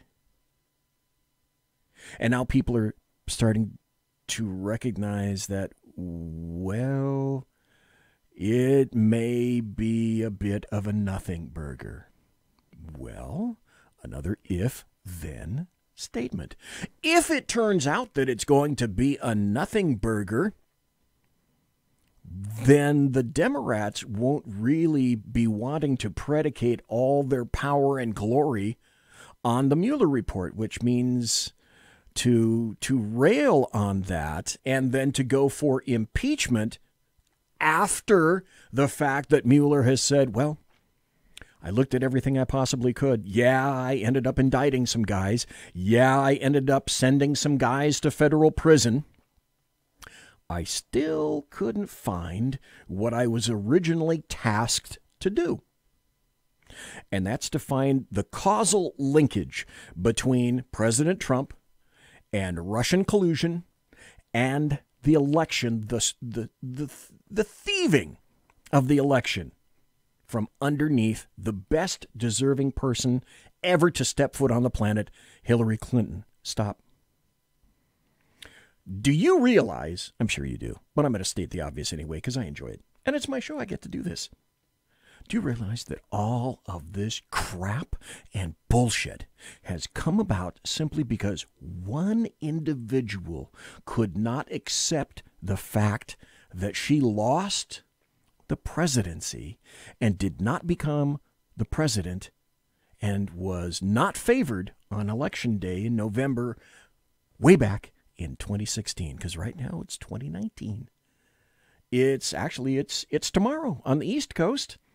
Here it's the 12th. Tomorrow it's March the 13th on the East Coast. And by March the 13th of 2019, we're still back to November of 2016, where the very next day, Hillary Clinton and all of her minions could not come to accept the fact that she was not president of the United States.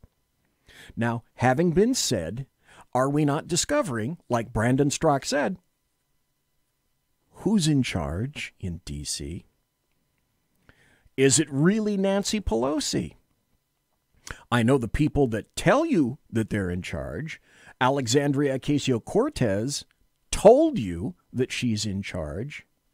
Ilhan Omar told you, basically, that she's in charge. And now, I think, let's see, 1 day ago, this just came out. Rashida Tlaib, another Muslim, like Omar, said that, well, I couldn't care less what Nancy Pelosi says or any of the other do-nothings on the Democrat Party. Couldn't care less what she wants or thinks. I'm here. It's all about me and AOC and Omar, two of the finest socialists/Muslims that money can buy from CARE. And so Tlaib has said that, well, screw Pelosi. I'm going to introduce articles of impeachment against Trump this month. So she's a freshman congressman, so, I mean, it's all about her, is it not? She is clashing with party leadership, and she's joining protesters to say that she's going to introduce a resolution in March urging the Judiciary Committee to move forward with impeachment proceedings against President Trump. Well, we all know that there are numerous investigations being conducted sub rosa and otherwise on various committees that are now chaired by Democrats in order to blow up President Donald John Trump, who up to this point has apparently been quite Teflon.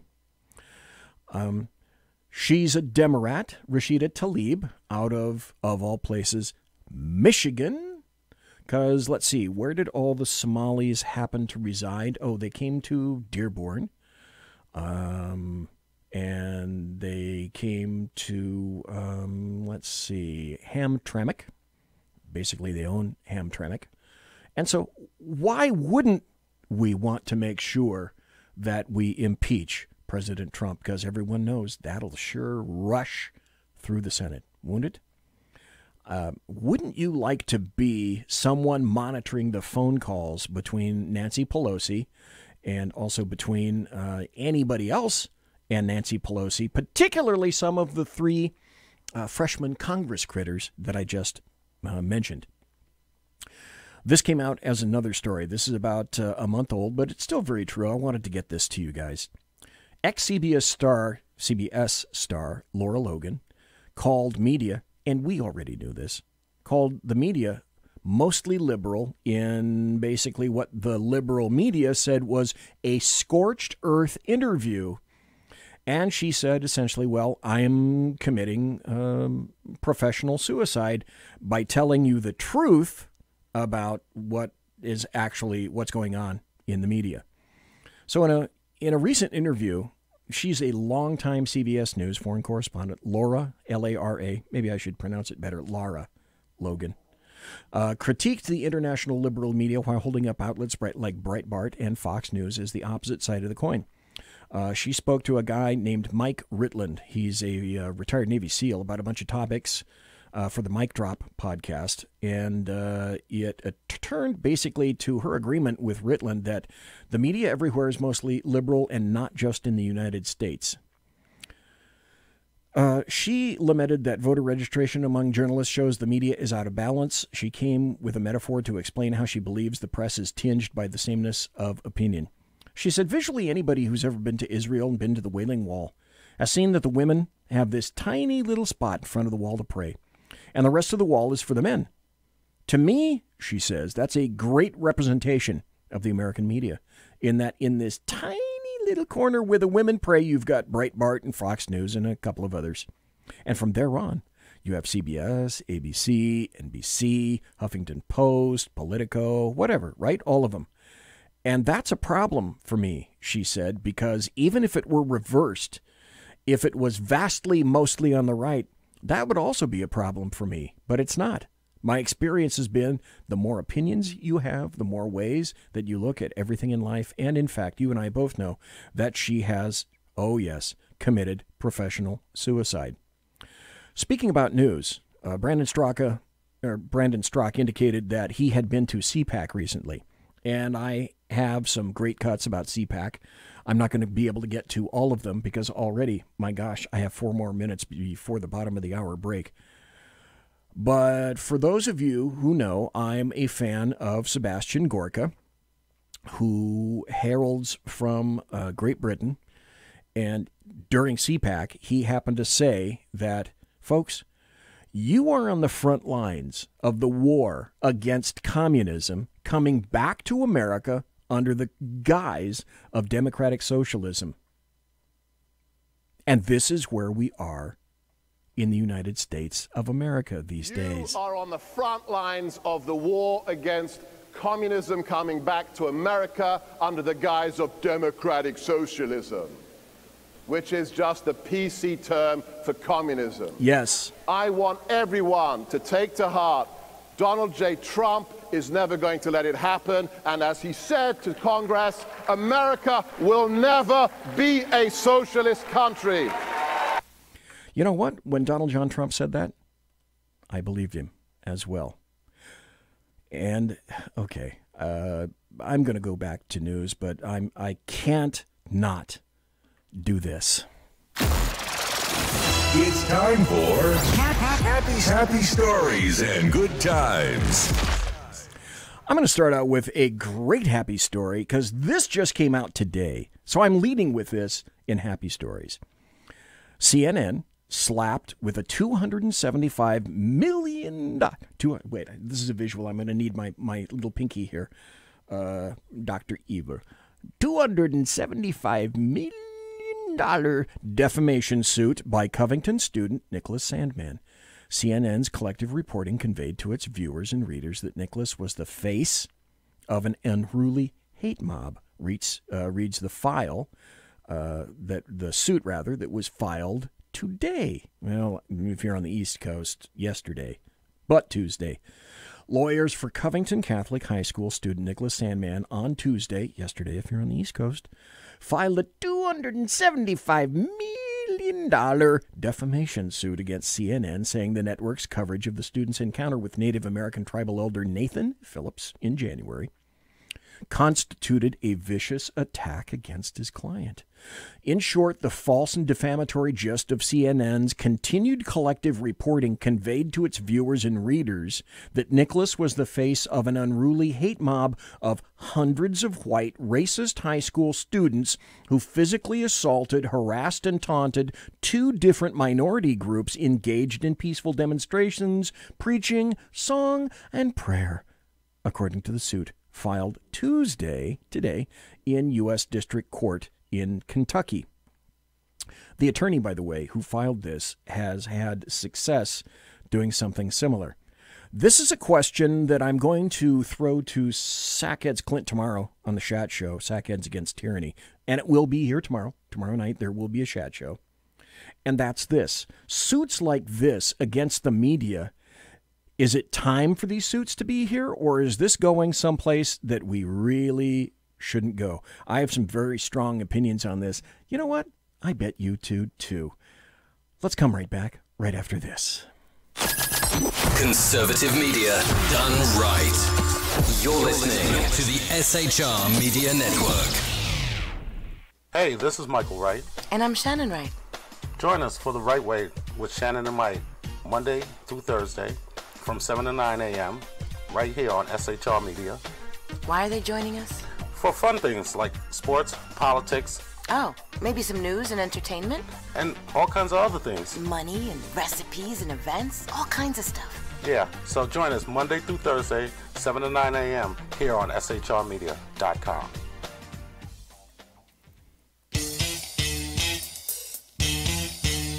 From a public locker inside a dilapidated Long Island rail station comes a show designed to piss off liberals using truth, facts, and ridicule. The Lid Radio Show, featuring the conservative voice from the People's Republic of New York, the Lid himself, Jeff Dunitz. Tune in every Wednesday at 2 p.m. Eastern, 11 a.m. Pacific on the SHR Media Network. Go to shrmedia.com. At Lid Radio, we fight for the truth, justice, and a good kosher T-bone.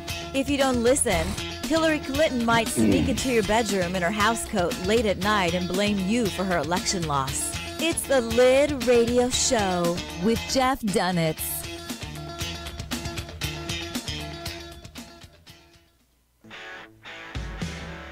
Hey girls, Carry Girl Gear is here. More and more women every day are concealed carrying, participating in competitive shooting, and getting firearms training. It's not a boys' club anymore, and we don't have to shop in their stores anymore either. Finally, a cool and unique clothing line just for women. Dope tees and hats for the patriotic concealed carry and 2A girl. So what are you waiting for? Go check out carrygirlgear.com today. It's your business diva here, Melanie Collette. I am inviting you to a front row seat as I discuss some of the most intriguing details of wealth and finance with today's movers and shakers in the world of business. Listen in and discover financial truths on a global, domestic, and household scale. Uncover topics that will impact your wallet today and in the future. Money Talk with Melanie airs Monday through Friday, 5 p.m. East, 2 p.m. West, right here on SHR Media and High Plains Pundit Talk Radio. You can't afford to miss it.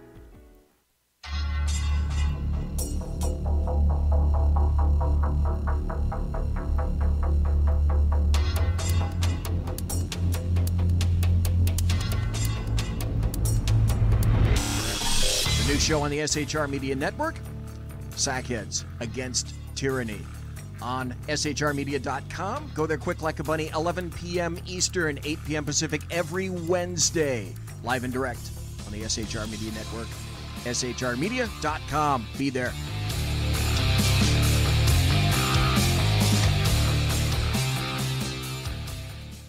For 50 years, I've seen the American people blinded by corrupt politicians, a lapdog media, and deceptive Islam. The one thing the elites fear is one man with a cane. I'm Dave Milner.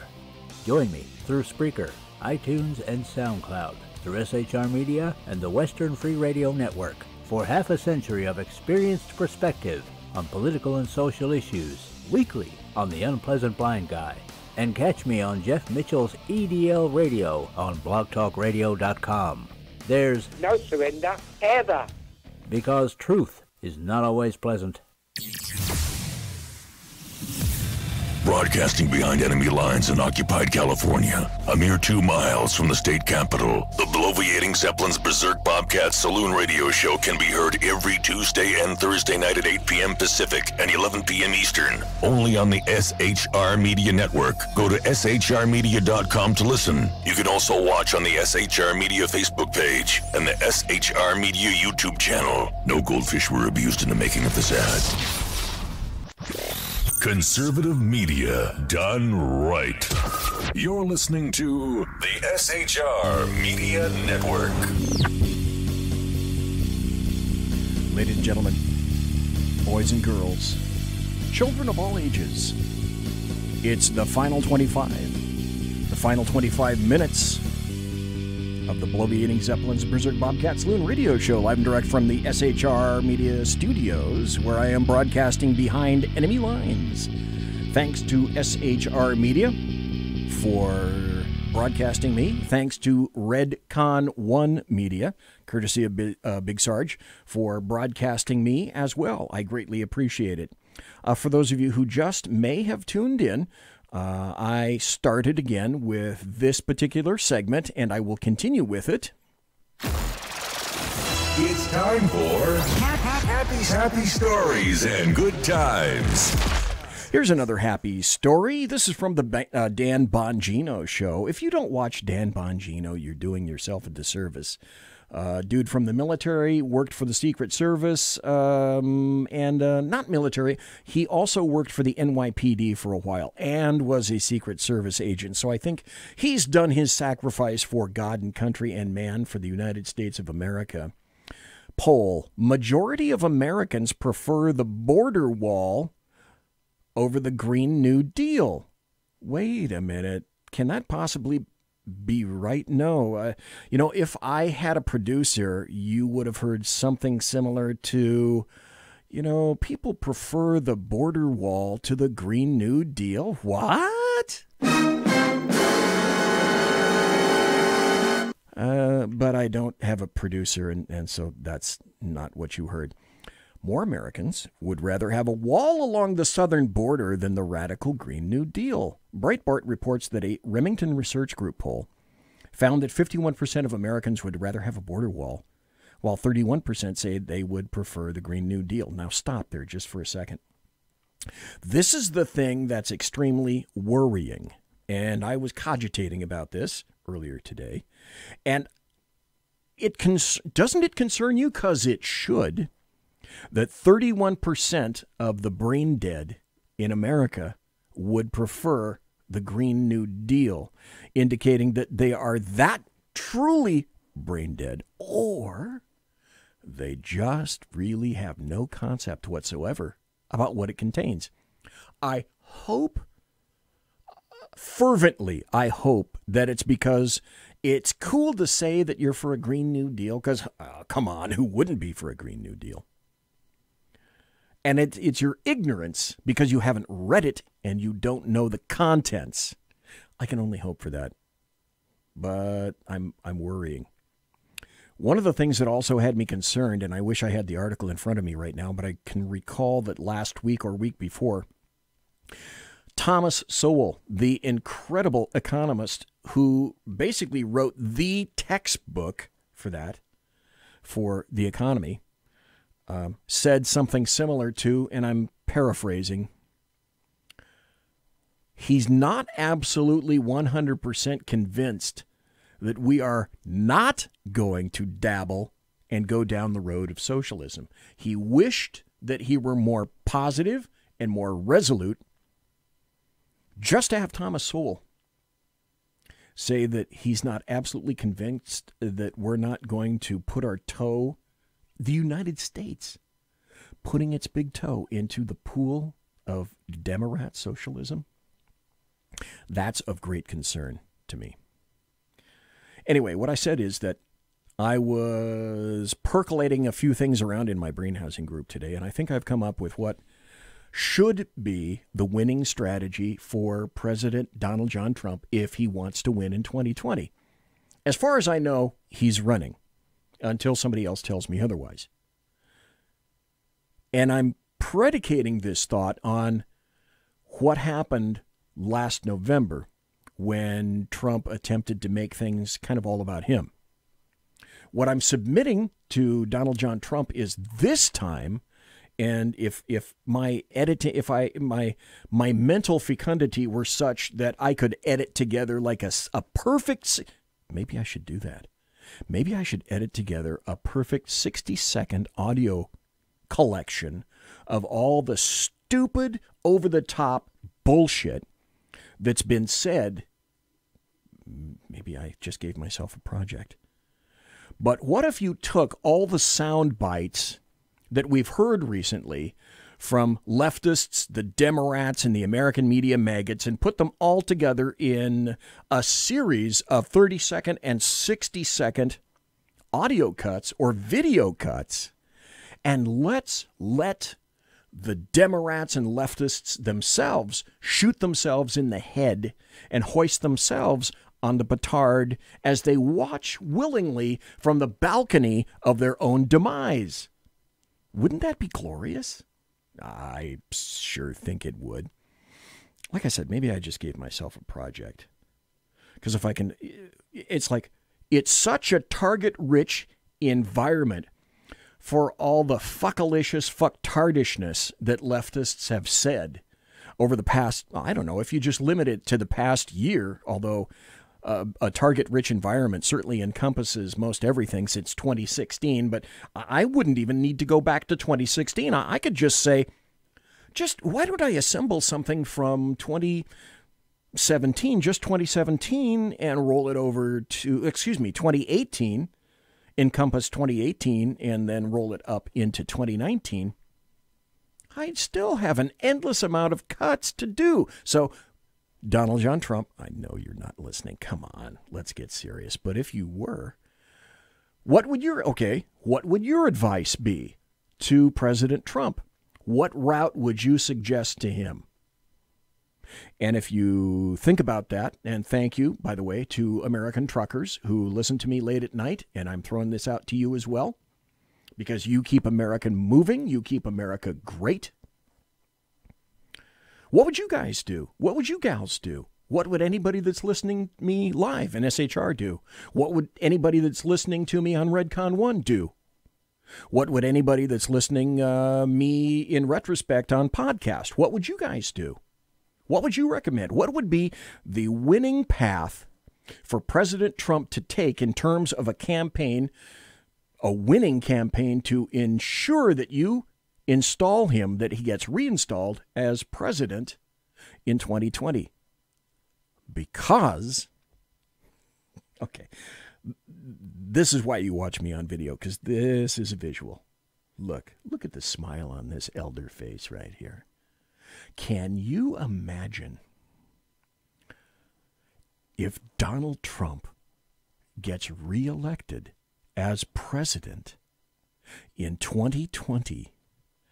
Can you imagine how many leftists, Democrats, and American media maggots would be shitting car parts from November of 2020 in perpetuity, at least until January 21st, where Donald Trump would be installed in his second term as president? Wouldn't that be glorious? Wouldn't that be wonderful? Look up Schadenfreude, Schadenfreude. That's sort of the ultimate in Schadenfreude and irony.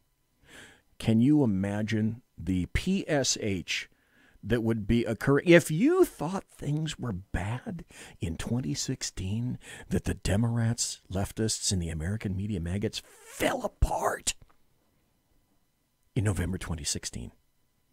Can you imagine the PSH that could potentially occur in 2020 if Donald Trump takes the White House for a second term? PSH, by the way, if you didn't know, is pants shitting hysteria. There would be PSH all across the fruited plain, and then in retrospect, we could once more play those video cuts and those audio cuts and laugh like hell at what happened. So with that goal in mind, with your mind in mind, that's what I'd like to do. My winning theory would be, let's not make this campaign for president in 2020, let's not make it about President Trump. Let's instead make it all about what the Democrats have said, what the leftists have said, their policies, their failures. Let's make it all about the successes, not of Trump, but of America. Let's make it all about the successes of America. Meanwhile, all along the waterfront, we are making sure that people understand exactly what Democrats and leftists stand for, because we will use their own words, their own video cuts, their own audio cuts for their own downfall. And wouldn't that be great? I submit that would be absolutely stellar.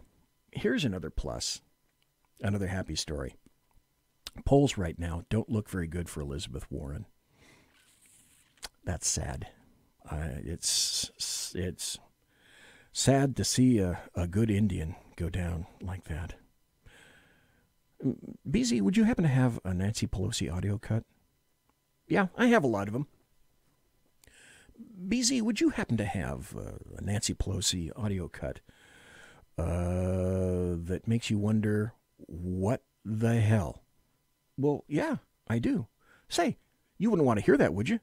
Well, BZ, yeah, if you got one, we'd sure like to hear one at a press conference. Here in this week, we observe the birth of our presidents, in particular George, our founding father, and our founding mother, George Washington and Martha Washington. We followed his lead on protecting the butterfly sanctuary, and the knowledge that he has of the region, being a border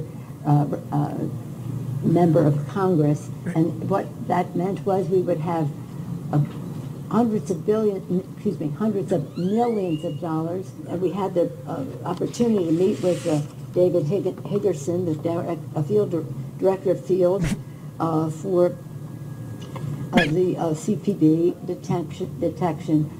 That Constitution begins with the beautiful preamble to the Constitution, and the very first words at the end of following the preamble are Article 1, the legislative branch.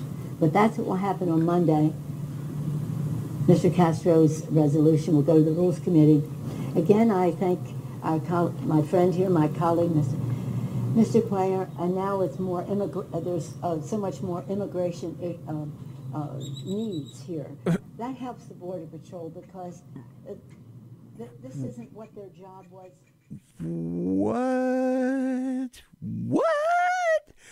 What the hell? What kind of crazy-ass word salad was that? Can you, in good conscience, tell me, limit it to one sentence, can you folks tell me what in the holy hell she just said? What group of people was she addressing? And what did she say? God. Okay, also, sometimes things like that, you can't make this stuff up. You can't make it up. This is from the New York Post. This is also a happy story. A happy story for me because I don't happen to live in New York. You know, I'm doubly fucked myself because I live in California with a K. California, I call it fornicalia because it fornicates everything in which it comes in contact, including other states and neighboring states as well. So if you think you're not infected from California, think again. Anyway, New York, state of New York. Let's go back. Happy story? Well, I'll let you decide that. The headline is, de Blasio and co-mayor wife have wasted $1.8 billion. Okay, Dr. Evil, $1.8 billion of New York money. Who's got $1 billion to burn? Okay, hands. Bill de Blasio apparently does have $1 billion, but his mayoral spouse, Chirianne McRae, I think I'm pronouncing that right. Who knows? I killed Brandon Straka, which is really Strzok, for quite some time. They've just been revealed as world-class boondogglers, and she in her own right. Okay, the family that prays together, P-R-E-Y, the family that prays together stays together, okay? And hey, New Yorkers, it's only your money. It's not my money, so it doesn't personally offend me, even though it is quite a lot of it. So the dealio is, McRae is the proprietress of an entity called Thrive NYC. Thrive NYC. A mental health something or other, whatever, created 4 years ago at least, that was there to give a little oomph to the conceit that Bill and Shirlane were elected as co-mayors, which is like nonsense in a bucket. That is, okay, once upon a time, first spouses were kind of content to pretend that they're in charge of like making highways pretty or or just saying no to drugs or something like that. It was kind of considered honorable work. Didn't cost a whole lot, and it gave the spouse, whoever it was, something to do for their free time. Okay, but this is 2019, so things are different now. The general feeling, at least in the de Blasio administration, is that there's not a lot of dough attached to the spousal sinecure, and it doesn't really matter enough. So ipso facto, then, what happened is co-mayor Bill de Blasio coughed up enough cash to break a pack mule's back, or certainly enough cash to warrant being loaded in the dead of night on pallets into the back of a C-17 and flown over to Iran, if you get that. And he sent it off to co-mayor Shirlane, who then went forth to cure Gotham City's mental illness problems. So a couple of Wednesdays ago, the city council was startled, gobsmacked, startled, I tell you, to discover that McRae and Team Thrive are closing in on having spent an eye-popping $900 million since the program's inception, and no one has a clue on what this money was spent. Okay, so nobody seems to have kept receipts. The subways and the street corners in New York are still crammed with crazy-ass people, and nobody in charge knows what is going to happen next. Okay, if that kind of foolishness and fucktardishness and boondogglery sets the New York City Council back on its heels, okay. But right up there with Mayor Bill, who started the week on his own little sour note, announcing that his signature renewal school program was closing up shop after pounding $773 million of New York taxpayer money down a rat hole. Well, he didn't call it a rat hole. That's me. And naturally, because it's the nature of Democrats, that figure, full well, New Yorkers, that figure has been lowballed. But he had no explanation for where that $773 million went. He didn't apologize for it. And as far as he's concerned, everything was just fine. We did not say everything would be perfect, though, was his explanation. That is, reversing Bloomberg administration plans to shut down 100 miserably malfunctioning schools, saving the jobs of barely competent teachers and administrators, and shutting up small bands of noisy parents who love the schools despite their failings. Kind of a Stockholm Syndrome kind of thing, rolled into a big ball with the United Federation of Teachers. So the co-mayors can fly under the radar and ended up burning through, with those two things, $1.6 billion of New York State and New York City taxpayer dollars to obviously no good effect. That is why it's a happy story in BZ's book. Here's another happy story. I think this is probably, now I played you the cut from Sebastian Gorka. Here's a cut about 42 seconds, and at least a part of this should be in the cut, the video, the audio, 60-second and 30-second cuts that I want to use to create a Donald John Trump presidential bid promotion, like an ad. Part of it should come out of this, because here's Bernie Sanders, admitted socialist. That's one thing you gotta put in Bernie's favor, is at least he'll tell you what the hell he is all day long, as opposed to so many other Democrats. In this radio interview, I think it was in Chicago, Bernie was asked to point to specific legislation that he could think of, and he's been in Congress a long-ass time. He was asked if he could point to any specific legislation that really helps people. Listen to what he says very carefully. So I think I have a long history in civil rights activism. In 1988, I was one of the few white public officials who supported Jesse Jackson. activism. But the question was, can you point to specific legislation? For President of the United States, and he ended up winning Vermont. I think if you look at my record in terms of civil rights, No, he didn't say record. The question was, can you point, Bernie Sanders, to specific legislation that you've crafted and managed to pass that actually helps people? Legislation, Bernie, standpoint. and other areas, you will find that it is consistently a very, very strong record. Any legislation we can point to? Well, legislation that benefits African Americans, yeah, we passed, but not specifically. We passed legislation that benefits working people, sure. Okay. All right, folks, that's a keeper. Just that I did. That's what I'm going to do. I'm going to start a new tab over here on my computer, and when I hit audio or video cuts that I want to use, I'm going to create a new folder over here, and I'm going to label it something like, video audio ad, and that's going in there. Okay, that one is definitely going in there. What do I have?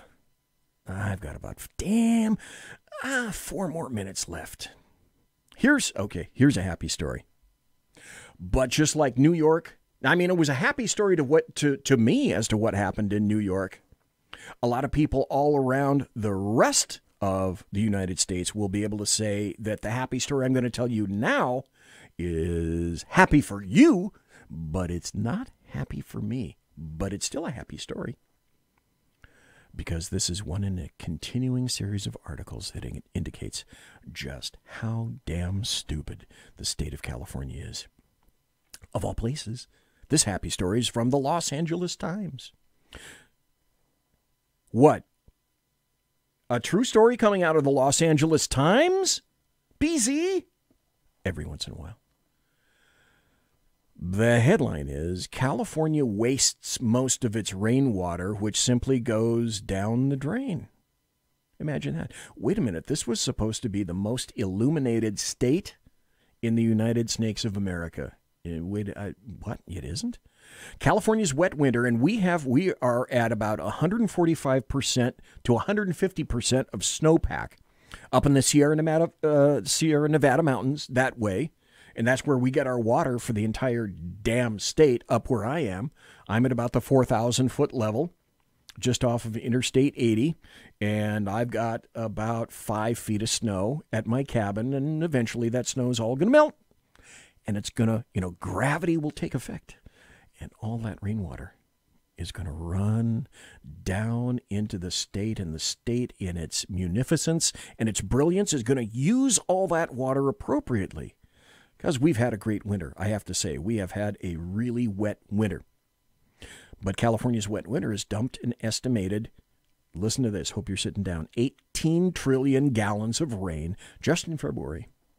Much of it is just gone down the drain in what has become a source of much concern. In a state prone to droughts and water shortages, the vast majority of rainwater in urban areas flows into storm drains and is lost to the Pacific Ocean. Mark Gold, who is Associate Vice Chancellor for Environment and Sustainability at UCLA, says, when you look at the Los Angeles River being between 50% and 70% full during a storm, you realize that more water is running down the river into the ocean than what Los Angeles would use in close to a year. What a waste of water supply. Don't you think, though, that you could probably make a similar argument in terms of what a waste for a state is California? Monsieur! Has been locked!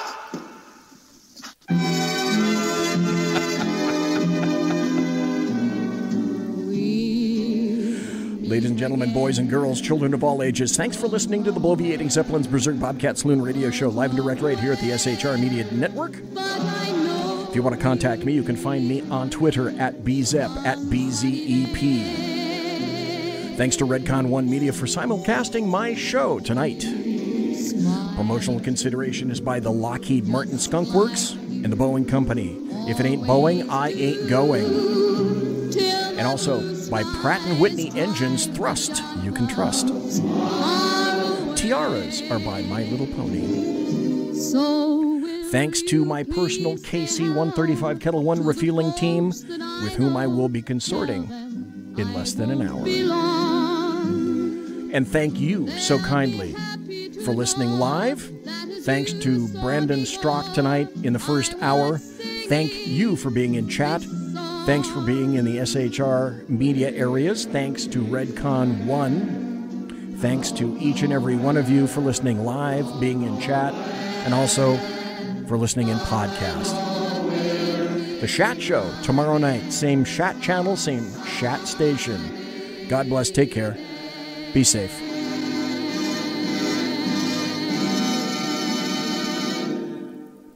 Everybody quiet down now and get some sleep. Good night, everybody. Good night, Mama. Good night, Ben.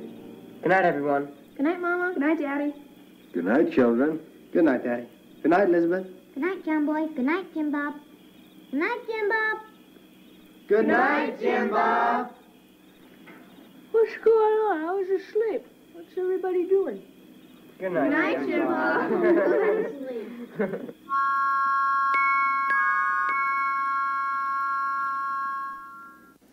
Good night, and good luck.